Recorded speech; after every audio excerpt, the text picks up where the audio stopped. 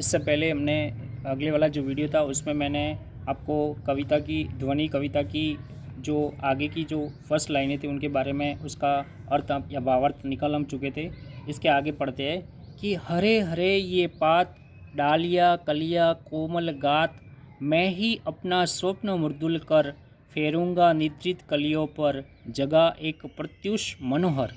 मनोहर का मतलब होता है सुंदर, प्रत्युष का मतलब होता है प्रातःकाल, मृदुल का मतलब होता है कोमल, गात का मतलब होता है बॉडी या शरीर, पात का मतलब होता है पत्ते, हरे भरे मतलब होता है ग्रीन। ठीक है, तो ये जो लाइनें हैं ये जो प्रस्तुत जो पंक्तियाँ दी हुई है उसमें कवि कहते हैं, प्रकृति का वर्णन करते हुए कहते हैं कि चारों ओर क्या है, हरे भरे ये पात। हरे भरे क्या है, वृक्ष है, पौधे हैं, पत्तियाँ हैं। ठीक है, डालियाँ कलियाँ कोमल गात, पौधों पर कलियाँ खिली हुई है जो अभी तक क्या करी थी, सो रही थी। कवि कहते हैं कि मैं सूर्य को लाकर ये जो मुरझाई हुई कलियाँ थी उनको क्या करूँगा, वापस उनको हरा भर कर दूंगा।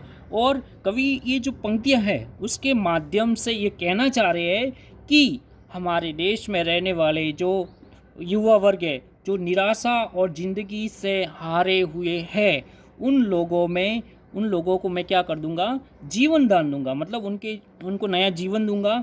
इसका अर्थ यह है कि वह युवा पीढ़ी में नई उमंग और क्या बनना चाह रहे हैं, जोश का क्या करना चाह रहे हैं, संचार करेंगे और उन्हें जागृत करेंगे। जिस प्रकार सूर्य आने पर प्रकृति में एक नया जोश और उत्साह छा जाता है और चारों ओर हरियाली और फूलों की नई नई खुशबू फैल जाती है। कवि कहते हैं कि जिन लोगों के जीवन में कवि कहते हैं कि जिन लोगों के जीवन नीरस हो चुके हैं उन लोगों के जीवन में मैं क्या ला दूंगा, बहार ला दूंगा।